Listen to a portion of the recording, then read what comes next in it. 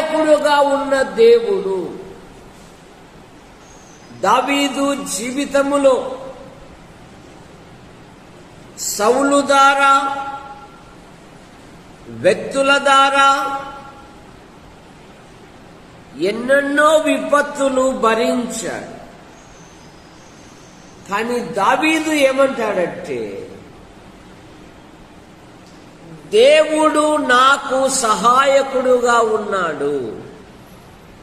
54వ కీర్తన 4వ వచనములో 54వ కీర్తన 4వ వచనం, ఇదిగో దేవుడే నాకు సహాయకుడు. లోకము కాదు, లోక వ్యక్తులు కాదు, ఇదిగో దేవుడు